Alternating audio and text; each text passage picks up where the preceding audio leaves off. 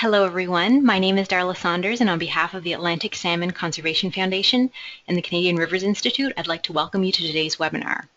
This is the very first webinar of our new season, and it's made possible in part thanks to the contribution of the Government of Canada.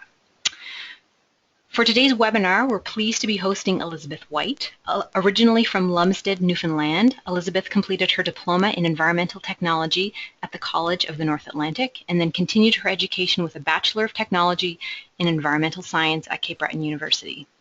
Prior to working with the Indian Bay Ecosystem Corporation, or IBEC, Elizabeth primarily worked in the consulting sector in the environmental, geotechnical, and materials testing fields. At IBEC, she has taken the lead role in working on the Moccasin Pond Brook Enhancement Project, and we're absolutely delighted to have her with us today. After the presentation, we'll be opening the floor for our question and answer session. You'll have the option of asking questions directly using your microphone, or you can type them in and we'll read them aloud. So I will now turn the webinar over to Elizabeth. Thank you, Darla, and thanks for the introduction. I'm just going to start by saying I'm by far not an expert in this field. I leaned on a lot of experts in restoration for this project. One mostly was CFO, and a big thanks to Richard Benningen and the RFCPP group for all the help they had, as well as you guys at Atlantic Salmon Conservation Foundation. There was a steep learning curve last July when I started on a Monday, and the DFO group was going to come out to IBEC for a site visit on Tuesday. So I did a lot of research and reading of a lot of resources in a short period of time. So I became familiar with all the restoration techniques, but by far not an expert.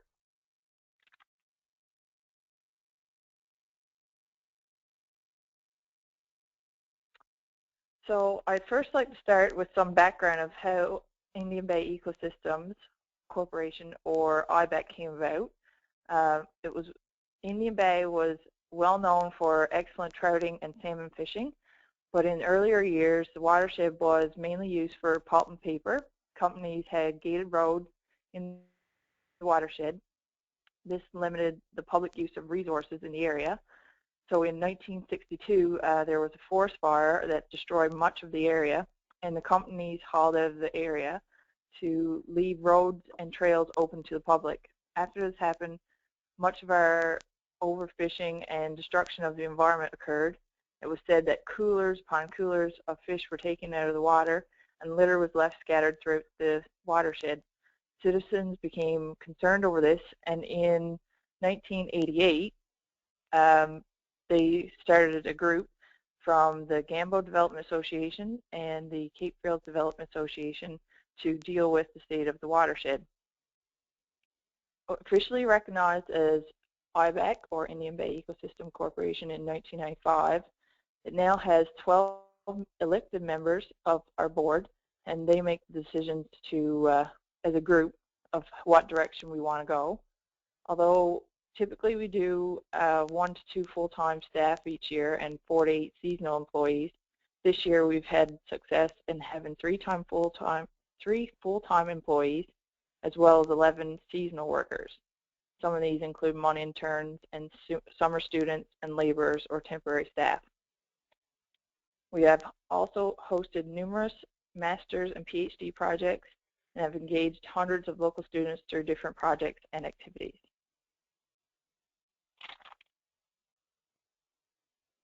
So I want to go over some of our past and ongoing projects. In earlier years, a lot of litter cleanup took place. At one point in time, there was over 5,000 bags of garbage taken out of the watershed. And as previously mentioned, many master's and PhD projects were conducted here.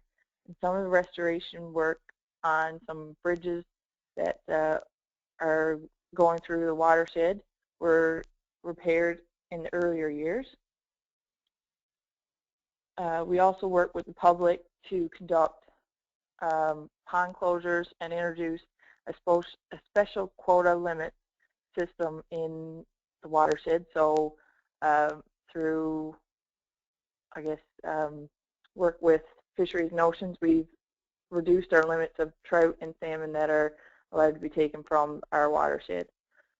Some other projects that we've done in recent years are nesting box construction, webfoot, project webfoot, some water quality testing, stewardship programs, restoration projects, and one that we're working on now is a habitat protection restoration planning project, which is just that.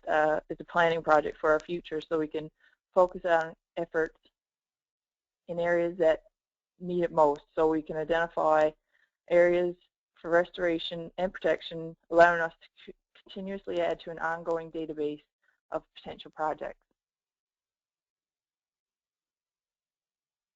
The nesting box construction is one that we take a lot of pride in.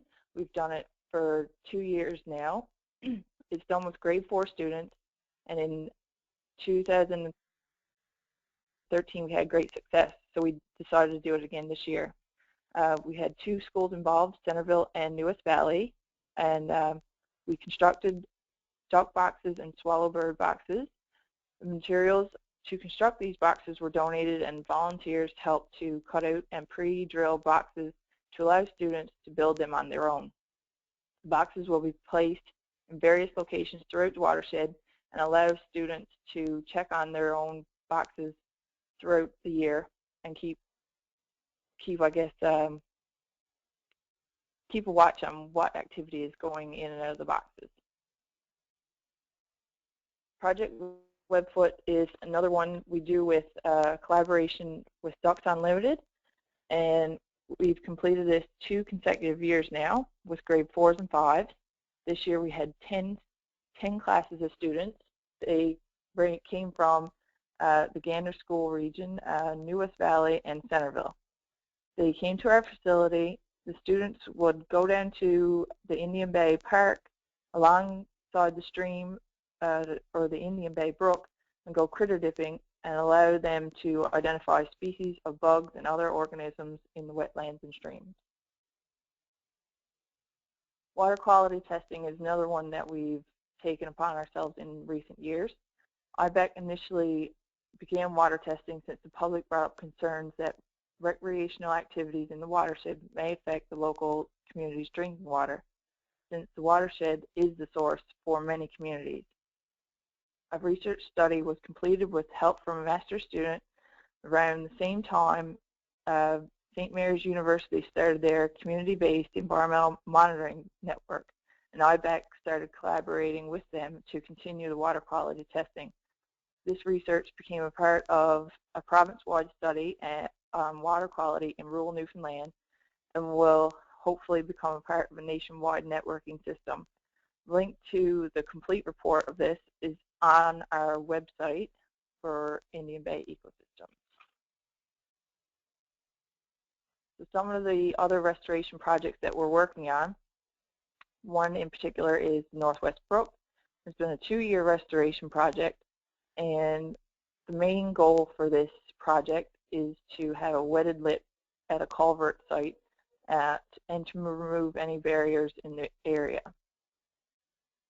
We have almost completed the main portion of the work, so a weir has been constructed to create that wetted lip on the culvert, and the goal was to have this so that the fish would not have to jump to get through the culvert. Only minor work is left to finalize this project at this point in time. There's another one that we're doing is a collaboration of 3 different sites is the Indian Bay Brook Enhancement Project. We're removing a collapsed bridge and replacing a culvert that are creating barriers to our watershed, and as well enhancing a section of stream bank that is important to salmon habitat. The community-based stewardship program that we're taking part in is the main goal is to raise awareness for conservation and promote community stewardship. We've done this through several ways. We have included summer students attending festivals, giving out information on what we're doing and the reasoning for our stewardship. Collaborating with local communities. So this past summer we've actually started a community garden with the town of Centerville, Wareham, Trinity. We've done cabin assessments to encourage positive change in the area. As well, we've done some tree planting. We have had community meetings to see what the public wanted to see happen in the watershed, and as a result of this, there was a majority of people wanting to see fishing monitors back during the ice fishing season. Although we couldn't employ monitors with legal authority, we did, however, have individuals go around to talk to watershed users on conservation and collecting commitments from those willing to contribute to conserving various things, such as committing to not clear-cutting land, to replanting sections of clear-cut areas with trees and shrubs, taking ownership of nesting boxes, and committing to pack-it-in, pack-it-out concepts to prevent and promote not littering in our watershed.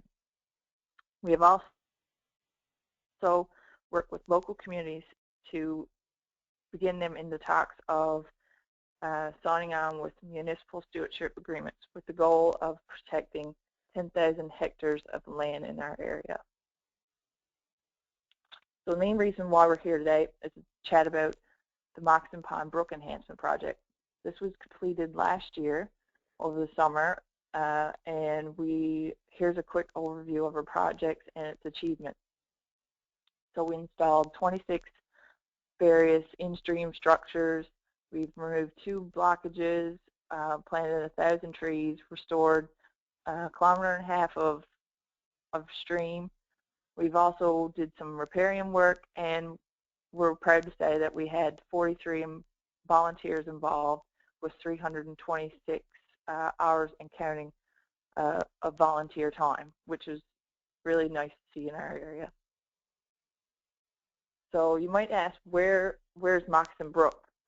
Maybe some people don't even know where Indian Bay is, but here on the map of Newfoundland, you can see where Indian Bay is. The indicator shows we're just what most locals call the Gander Loop.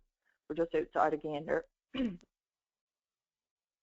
So when along Route 320, you can see our IBEC office, and Moccasin Pond Brook is actually 18 kilometers inland from where our office is. Is located between Moccasin Pond, which is upstream, and Big Bear Cave, which is downstream.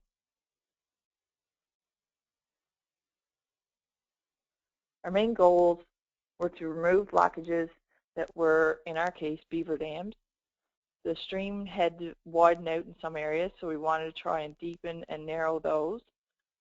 Since the stream had widened, it caused some pools and riffle areas to become shallow, so we wanted to address this. And overall, with structures, we wanted to create hiding and resting spots for fish, increasing the shade and coverage along stream banks. So taking a look at our timeline, the first thing we had to do before making a plan was to survey the stream. We walked the entire stream a few times and making notes on areas of interest, and we took measurements of the stream. Once all the initial data was collected, we created a work plan to go by. We also formed an approval committee of 4 members and local cabin owners to ensure our plan was suitable, acceptable, and known to all locals in the area. We wanted the project to be as transparent as possible so individuals that use the area were aware of the work we wanted to accomplish. The in-stream structures were started in August and were 100% completed by the first part of October. We wanted to complete the riparian work in late October, which was done, and we did some monitoring over the winter to do checks on the site to see how structures were holding up. So from our initial survey, we identified 16 zones in total. We label them as first level and second level priorities. First being urgent, such as the beaver dams, barriers or blockages. The second level would have been areas of concern that could have used some work to enhance that area. And I'll speak some more on these areas in just a minute. So The main features for work, as you can see here, one was the Beaver's Dam. They had a lovely dam created across the opening of the stream. This was where Moccasin Pond entered Moccasin Pond Brook. We were lucky in the sense that the dam was inactive and we could simply just remove it without having to trap and move any beavers. Excuse me. As the project continued, we were informed that there was actually another dam downstream in the waterway of the ponds and streams that would have created a barrier for fish to even get to Moccasin Pond Brook. So with additional approvals from Water Resources, we also removed this one as well. Another main feature that we looked at were cutoffs. This is also known as an anabranch. They are small branches and reconnect further downstream. We wanted to redirect these cutoffs to keep them in main channel, keeping more water volume in main channel, creating more depth and more velocity. Flats and steadies were also features that we came upon in our brook. They are very low flow areas, and our main focus in these areas were trying to increase water movement. Near the lower section of the stream, there was a braided area that we wanted to try and enhance at the extreme low flow times of the year. We wanted to try and redirect flow into a main channel so that we could keep maximum depth even during dry season.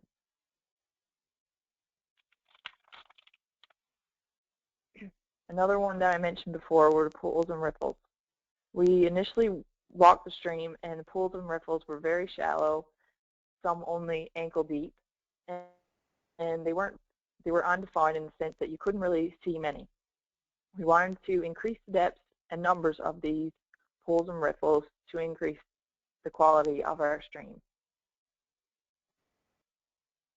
So some of the enhancement techniques that we use to improve these areas, one main resource that I used in particular very often was the ecological restoration of degraded aquatic habitats, a watershed approach. It can be found online through DFO website, and the link is here below. It was a very, very informative resource. The appendices of this reference document describes each technique in great detail, and I'll describe them a little bit in the next few slides with some site photos to give you a better visual of techniques used in the field.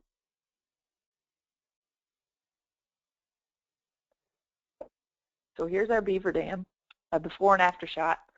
So since it was inactive, we could simply just remove the debris, and you can see the after photo here is actually the remnants of a structure that Bowaters, which is a pulp and paper company, would have used to float logs downstream. This allowed a clear passageway for fish to travel. Another one that we used was a digger log. It's, in simple terms, is a tree positioned across the stream at a 30-degree angle. It helps to create the pool and riffle zones in the stream. Water pools upstream of the log. Water flowing over the log helps to aerate the water, and a plunge pool is created downstream from the force of the water. This creates hotting and resting areas for fish. Although these structures have been used in other provinces before, this is the first known time that we've used it in this province. So afterwards, we worked with DFO to complete a survey of a couple sites where they were installed, and this will hopefully be a starting point of surveying these structures, and hope to continuously monitor and repeat these surveys over the next few years to see how the stream develops. Another one that we used were tree revetments. They were used in the flat and steady areas of the brook. These are whole logs, branches and all, that are anchored along the stream banks. These structures will develop over time by capturing debris in the branches, creating hiding spots for small fish and organisms. Our main aim with these structures is to slightly narrow the flats over time and increase the water flow in those areas. We did some stream bank stabilization in various locations along the Brook where we used this technique. It was more to block further development of cutoffs and to prevent any widening of the Brook. We used rock and log combinations to create these barriers. Again, this is meant to redirect water and to keep the flow in main channels, increasing the depth and the water velocity. As part of our project, we also included riparian work. We planted 1,000 tree seedlings in the lower section of the Brook. This area did not have any shade to the stream, so hopefully in a few years these trees will do just that and help to keep the water temperatures lower in the hot. This activity was actually done all through volunteer work and donations. So as part of our work plan, when we originally developed it, we felt that monitoring should be done on structures and stream. So we did some general observations, such as stream width and depth, as well as checking to see how the structures were holding up and developing. This would be completed in the later months after structures were put in place, as well as hopefully each season we'll go back and check them. We would also collect water quality samples with respect to temperature and dissolved oxygen to mainly see seasonal changes and then year-to-year changes. And of course, we would make note of any indication of fish in the Brook. Of course, with any project, there are challenges to overcome, and thankfully, we didn't run into any major obstacles, just minor ones. One being changeover in staff. As mentioned before, the fellow who was working on this project beforehand had went to a different, different job, and they had me hired on a Monday in July. So we had a little bit of a delay in start where we could have started in May and June. So that was one little minor problem, not problem, but obstacle. Another one was to achieve the required in-kind contributions from volunteers. There were a couple of items that created this challenge, first being that the original proposal planned on volunteers helping with structures. Now, the site is easily accessible, but it was also 18 kilometers inland, so transportation of volunteers posed a slight problem. The second was we had local personnel working on structures, and they also had second seasonal jobs. So we work with them so that they can do both jobs, making our field schedule pretty random and making organizing volunteer times pretty difficult. That being said, we were close to meeting our target goal of $10,000 in contributions at $9,400 in volunteer time, but we also exceeded our estimated in-kind contributions of equipment from $3,500 to $5,600. So as I indicated before, just minor obstacles to overcome. That pretty well sums up our project. IBEC and myself would like to thank Atlantic Salmon Conservation Foundation for the opportunity to do this webinar and to let us speak about our corporation, as well as the opportunity to complete this project, because without your contributions and DFO's contributions, none of this would have been possible. So thank you very much, and if anybody has any questions or comments, I'll try to answer them as best I can. Thank you very much, Elizabeth. That was a great overview of the project. It was really interesting to see all the work that you've gotten to done, and fascinating that it's the very first time that digger logs have been used in Newfoundland. Yeah, well, it's the first that we know of, so yes. I can't say for sure, but yeah, we believe it's the first. So as Elizabeth said, we'll now open up our question and answer session. So to ask a question, you can use your webinar control panel, which is the little gray box that you should be seeing in the upper right-hand corner of your screen. If the box is minimized, just hit the orange arrow and that will enlarge it.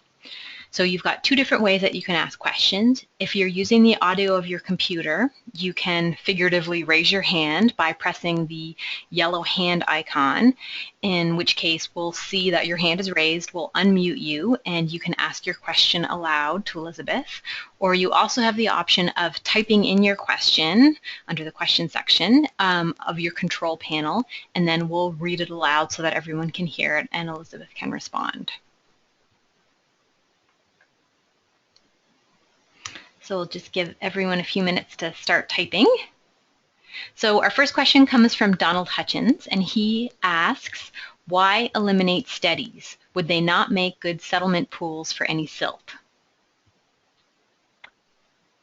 We had a few other areas, I guess, to mainly focus our efforts on.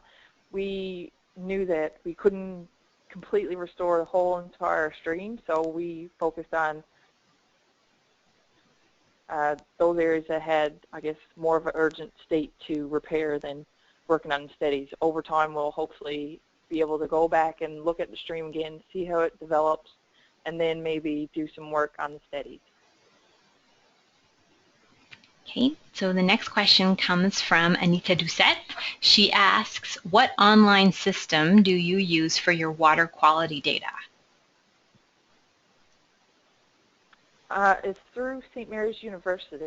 We put it all online through them, I believe. I've been off on maternity leave for the last 4 months, so I'm kind of out of the loop on where our water quality system is.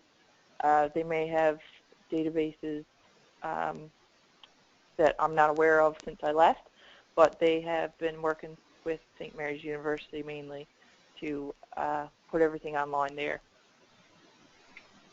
Thank you. And I'll maybe give a little plug to our own webinar series. Later on in the season, we're going to be having a webinar specifically devoted to the analysis of water quality data. So some of the basic stats and analysis that you can do once you've started collecting water quality data. And I think as part of that presentation, there probably will be a reference to the work that's been going on at St. Mary's, because I know our presenter has worked in partnership with them as well. So our next question comes from Kristen Logan. She asks, what methods are you using to look for indicators that fish are using the stream? Well, I guess since this is our first project, we don't really have any indicators as such. We've relied on a lot of local people so that they knew the areas. One of the guys that worked with us in particular is a trapper and a hunter, so he was really familiar with the stream. He knew where the fish were resting and where they were hiding to for the most part. So we gathered a good idea from him in particular for just this stream alone. So with hopes to seeing any other fish, I guess, evidence, in the future, hopefully we'll be able to rely on him.